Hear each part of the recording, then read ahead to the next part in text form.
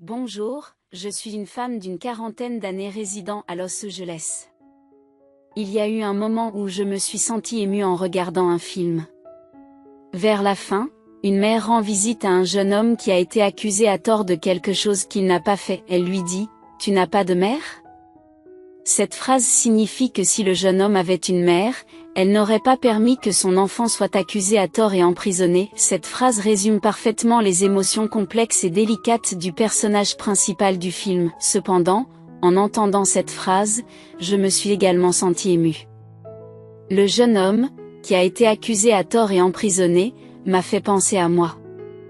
Je suis un orphelin, quelqu'un qui n'a pas de parents pour me défendre contre le monde. Ne pas avoir de parents, c'est comme ne pas avoir de maison où retourner, en particulier lorsque je me rends chez mes amis, que je participe à des entretiens d'embauche ou même que je demande la bénédiction de mes beaux-parents. La question de savoir ce que font mes parents me donne l'impression d'être la personne la plus pitoyable au monde, mais je n'ai pas toujours été orpheline. J'ai vécu avec mes parents jusqu'à l'âge de 7 ans, tout comme mes amis. Ils m'ont énormément aimé pendant mes premières années d'école primaire. Il y a eu une journée d'enfant fatidique qui a tout changé. Nous sommes allés à Disneyland en famille, profitant des manèges et des festivités. Ce fut une journée inoubliable, remplie de joie et de rire. Sur le chemin du retour, dans la voiture, je me suis endormie sur la banquette arrière. Mon père conduisait et ma mère était assise à côté de lui. Ils étaient en pleine conversation. Lorsque je me suis réveillée, je me suis retrouvée dans un lit d'hôpital, souffrant de douleurs atroces dans tout le corps. La douleur était si intense que j'avais l'impression d'avoir été frappée avec un bâton. Chaque respiration était laborieuse et ma poitrine souffrait énormément. J'avais l'impression d'être au bord de la mort. Mais ce qui m'effrayait encore plus, c'était l'absence de mes parents à mes côtés. Ils étaient toujours restés avec moi, même lors de maladies bénignes. J'ai donc demandé à une infirmière où se trouvaient mes parents. Sa réponse a été évasive et elle n'a rien dit. Peu après, on a fait venir un policier. Il a semblé hésiter, mais a fini par m'annoncer la terrible nouvelle. Mes parents avaient tragiquement perdu la vie dans une collision frontale avec un conducteur ivre. J'étais le seul survivant, je n'arrivais pas à croire ce que j'entendais. Il y a quelques instants, mes parents étaient devant moi, en pleine conversation. Comment ont-ils pu soudainement disparaître, me laissant seule? J'avais l'impression d'être dans un cauchemar, quelque chose dont je me réveillerais et que je trouverais irréel. J'ai cligné des yeux et j'ai ressenti une douleur vive et réelle, confirmant qu'il ne s'agissait pas d'un simple rêve. Pourtant, tout semblait surréaliste, comme si mes parents allaient franchir la porte de la chambre d'hôpital d'une minute à l'autre, mais ils n'ont pas pu, car après leurs funérailles, je suis devenue orpheline. Ma nouvelle résidence était la maison de ma tante à Los Angeles, qui est ma tante par une mère différente de celle de mon père. Nous ne nous étions jamais rencontrés auparavant. Avant d'entendre les paroles de l'officier de police, personne ne pouvait s'occuper de moi et il prévoyait de m'envoyer dans un orphelinat. Cependant, ma tante s'est présentée à l'improviste et a proposé de m'accueillir. Elle n'était même pas mariée et je n'arrivais pas à croire qu'elle avait accepté cette responsabilité. C'est ainsi que je me suis retrouvée à vivre à Los Angeles avec ma tante, une étrangère pour moi, pendant qu'elle s'occupait de gérer l'argent de la vente de la maison de mes parents, leurs économies et l'argent de l'assurance. Nous avons connu des difficultés financières pendant cette période. Lorsqu'ils ont appris que l'argent de l'assurance était substantiel, mes proches, qui avaient initialement refusé de me soutenir, se sont rués sur la maison de ma tante. Cela a donné lieu à de vives disputes et même à l'intervention de la police. Pour échapper au chaos provoqué par les proches, ma tante et moi avons dû nous déplacer fréquemment. Une fois, ils ont même perturbé mon école et ont fait une scène, si bien que tous mes camarades de classe ont appris mon statut d'orpheline. Je me sentais exposée, comme si j'étais nue au milieu d'un terrain de football. Cependant, ma tante a engagé des avocats et a obtenu une ordonnance restrictive contre les membres de la famille, ce qui nous a permis de nous libérer de leur brimade. Ma tante avait toujours été réservée, ne montrant que rarement ses émotions. Bien que nous vivions ensemble, nous ne nous parlions guère. Elle ne disait que ce qui était nécessaire. Notre résidence commune ressemblait plus à un dortoir, un endroit temporaire que je devais quitter quand je serais prête. Ainsi, lorsque le moment est venu pour moi de partir à l'université, je l'ai fait sans aucun regret. Depuis, je ne suis pas retournée chez ma tante à Los Angeles, car je vis de façon indépendante à Stanford. De temps en temps, ma tante me rendait visite, mais nous ne faisions que dîner au restaurant avant de nous séparer. Lorsque j'ai commencé à sortir avec quelqu'un, ce qui a conduit à mon mari actuel, même ces dîners ont cessé. Mon mari travaillait dans la même entreprise que moi et nous nous sommes croisés alors que nous travaillions ensemble sur un projet. Nous avons développé une relation romantique. Il était l'aîné d'une fratrie de 3 enfants et était autonome. Depuis qu'il est entré à l'université, il a dû payer ses frais de scolarité et subvenir lui-même à ses besoins. Bien que sa famille ne soit pas pauvre, il a choisi de ne pas imposer de fardeau à ses parents en raison de ses 2 frères et sœurs plus jeunes. Par conséquent, nous avons dû reporter notre mariage jusqu'à ce qu'il puisse économiser suffisamment d'argent.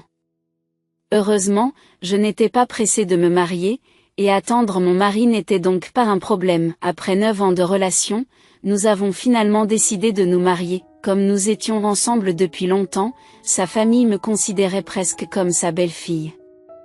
Je n'étais donc pas nerveuse ou craintive à l'idée de les rencontrer. Cependant, les gens changent, surtout lorsque le mariage est imminent. Sa famille a commencé à me traiter différemment, en particulier sa mère, que je ne connaissais pas auparavant. Elle a exprimé son manque d'enthousiasme à l'idée que je devienne sa belle-fille, invoquant mon manque de soutien parental. C'était décourageant, mais telle est la nature de certains parents. J'avais espéré que mon fils soit accueilli et aimé par sa belle famille.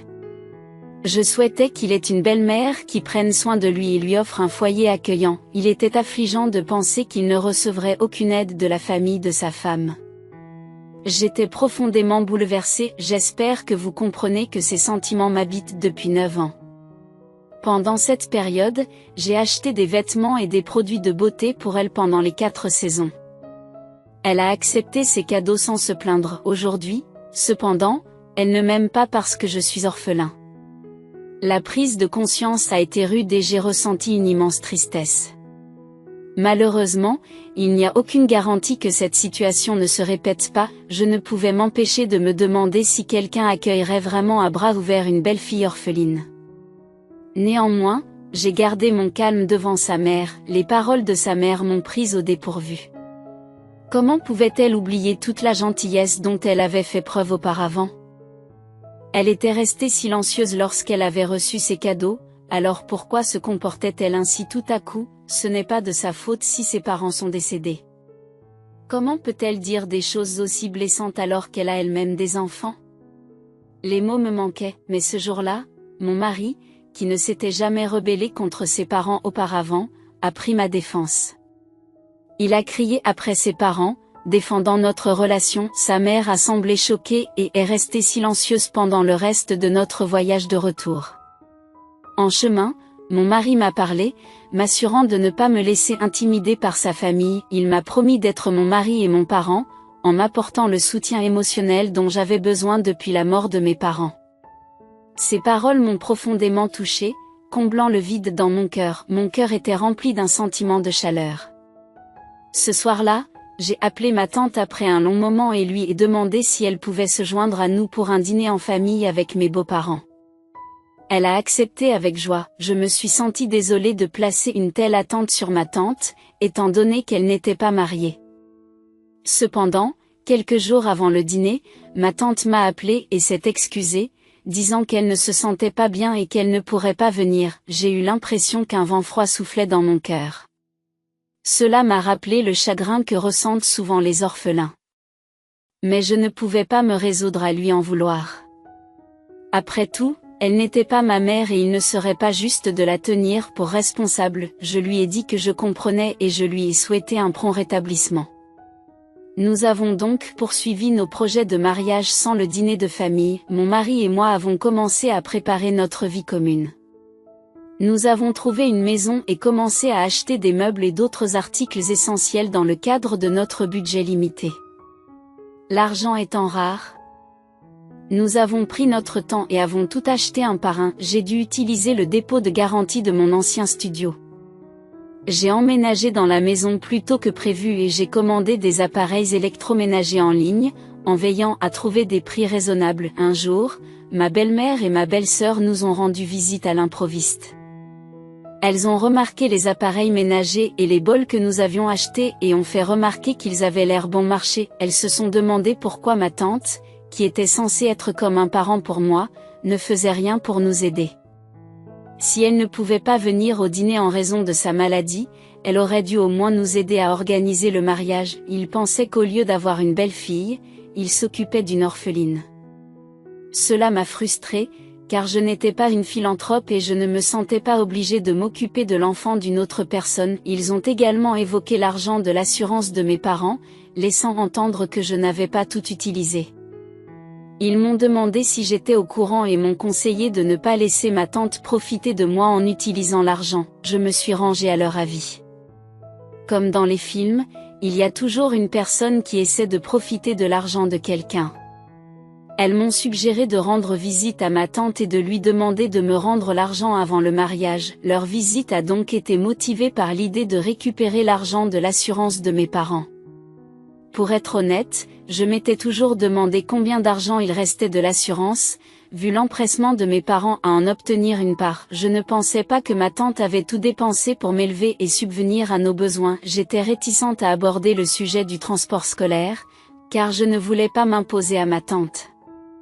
Bien qu'elle prenne soin de moi et subvienne à mes besoins, je ne me sentais pas à l'aise pour lui demander une telle faveur. Le jour du mariage approchant, j'ai décidé de tendre la main à ma tante.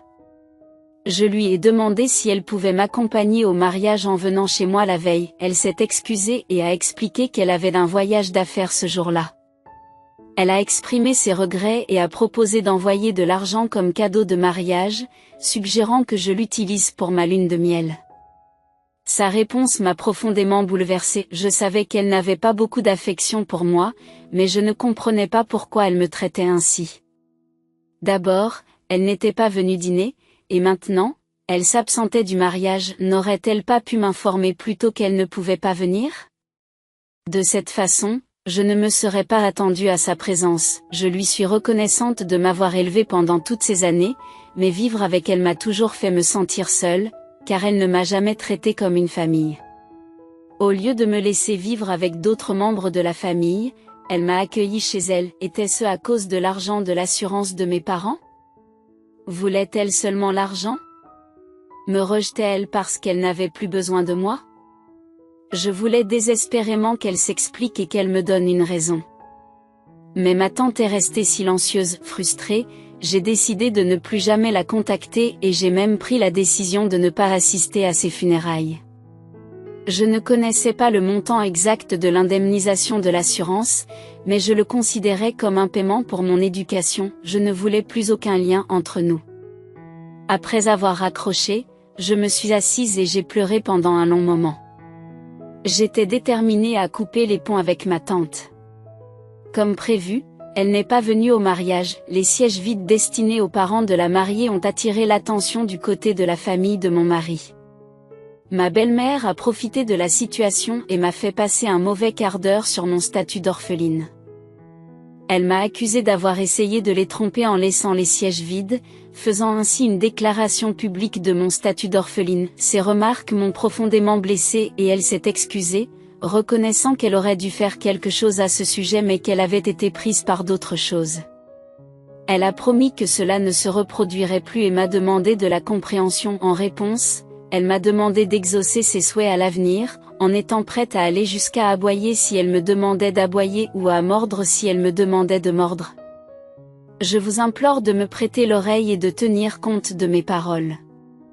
Vous aimez mon chien, et je me demande pourquoi vous ne pouvez pas et ne voulez pas nous montrer la même affection. Lors du mariage, tu as pu constater de visu qu'en dehors de ton mari et de notre famille, tu n'as personne d'autre sur qui compter. Il n'y a pas de famille élargie ou de parents pour vous soutenir. Il est important que vous le reconnaissiez et que vous exprimiez votre gratitude et votre loyauté à notre égard. Sarah, vous avez une chance inouïe d'avoir une belle-mère qui soutient de tout cœur sa belle-fille. Vos parents n'ont peut-être pas été aussi chanceux, mais vous avez vraiment eu de la chance de nous avoir comme beaux-parents. Veuillez comprendre que nous vous traitons en conséquence et qu'il serait bon que vous fassiez de même à mon égard.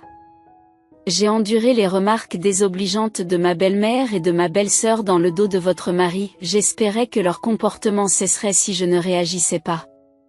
Cependant, au fil du temps, leur irrationalité s'est intensifiée.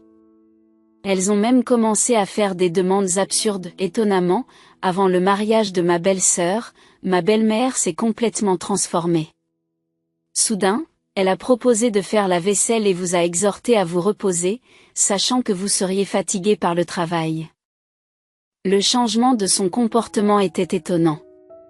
Il est possible qu'elle ait subi ce changement radical parce que c'était le tour de sa fille de se marier. Cependant, sur la base de mes expériences personnelles, j'ai du mal à croire pleinement à sa transformation.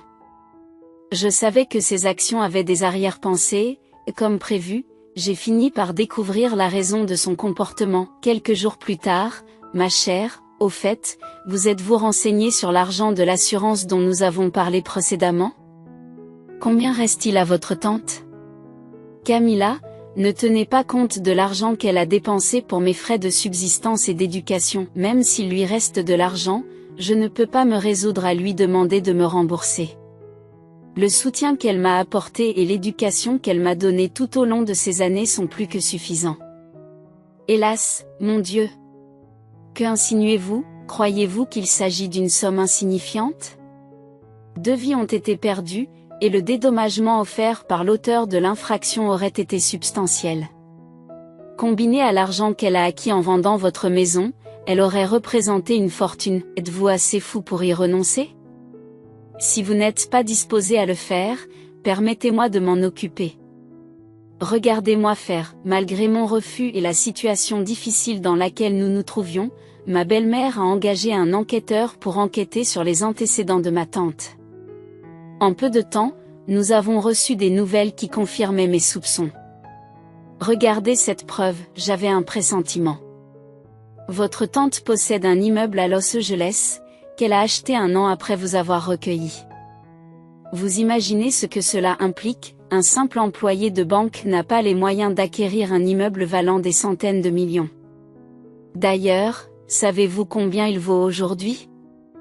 Elle s'élève à plus de 5 milliards de dollars. C'est inacceptable. Nous devons intenter une action en justice immédiatement. Mais les procédures judiciaires sont longues. Appelez plutôt tout de suite votre tante et demandez-lui de vendre l'immeuble et de vous remettre l'argent. Franchement, j'ai été surpris lorsqu'elle m'a dit la vérité. Même si je ne voulais pas le croire, je ne pouvais pas le nier. Cependant, malgré cette réalité, j'apprécie que ma tante m'ait élevée et ait soutenu mon éducation. Même si elle a acquis le bâtiment avec cet argent, je n'ai pas l'intention de lui demander de le rendre. Elle m'a traité comme si j'étais la sienne, ne ménageant jamais son temps lorsque je vivais avec elle. Il vaut donc mieux laisser tomber. Qu'est-ce que vous insinuez exactement? C'est moi qui m'occupe de toi maintenant. Tu ne penses pas que je mérite une compensation? Vous offrez un immeuble à votre tante, mais pourquoi ne m'avez-vous pas donné un seul centime? Que as-tu apporté dans ce mariage? Mon fils naïf est tombé amoureux de toi par sympathie pour ton statut d'orphelin. Tu es entré dans ce mariage les mains vides. Pendant ce temps, ta tante est propriétaire d'un immeuble. J'ai besoin d'un soutien financier pour le mariage de ma fille. Va donc demander de l'argent à ta tante. Ma belle-mère, furieuse, a exigé que je prenne l'argent chez ma tante. Incapable de le supporter plus longtemps, j'ai confié à mon mari ce qui s'était passé. Il s'est immédiatement rendu chez ses parents et a fait une scène. Par la suite, ma belle-mère a cessé de parler de l'argent, mais ces brimades n'ont fait que s'intensifier avec le temps. Vous attendez de moi que je m'occupe de votre fille pendant sa convalescence après l'accouchement? Et mon travail? Vous avez des vacances d'été et vous pouvez planifier en conséquence l'accouchement de ma belle-sœur. Il est prévu qu'il s'agisse d'une césarienne, donc la date ne changera pas. J'ai entendu parler d'autres belles-filles aînées qui ont soutenu financièrement leur belle-sœur pendant le postpartum. Mais vous avez perdu un bâtiment d'une valeur de 5 milliards de dollars au profit de votre tante, et vous ne pouvez pas en dire un seul mot. À quoi suis-je censé m'attendre? Vous devriez au moins gérer efficacement votre temps pour vous acquitter de vos responsabilités. Vous ne pensez pas que c'est le cas? Ne vous donnez pas la peine d'impliquer votre mari dans cette affaire, faites votre choix et occupez-vous de votre belle-sœur. Vous finirez par avoir un enfant vous aussi, alors pensez à cette pratique.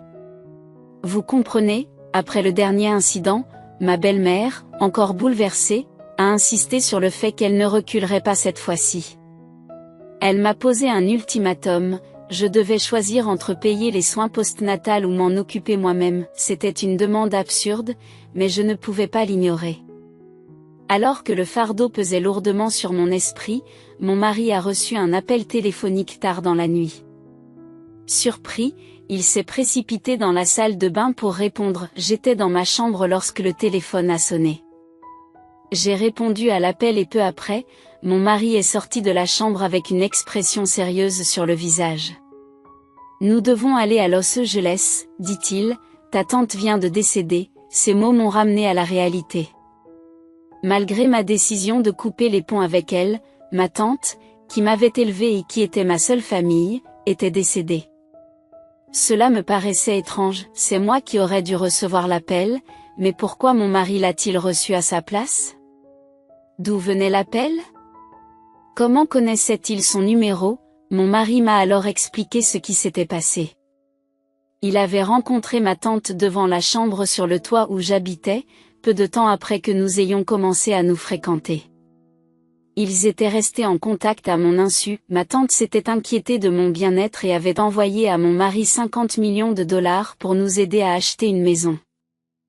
Elle m'avait également parlé d'un immeuble à Los Angeles qu'elle avait acheté pour protéger l'indemnité d'assurance de mes parents contre mes proches qui essayaient de la leur prendre. Ma tante avait l'intention de me donner l'immeuble le moment venu, en demandant à mon mari de veiller à ce que cela se produise si quelque chose lui arrivait.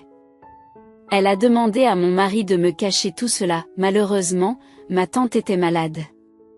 Elle s'était effondrée avant notre dîner et on lui avait diagnostiqué un carcinome péritonéal.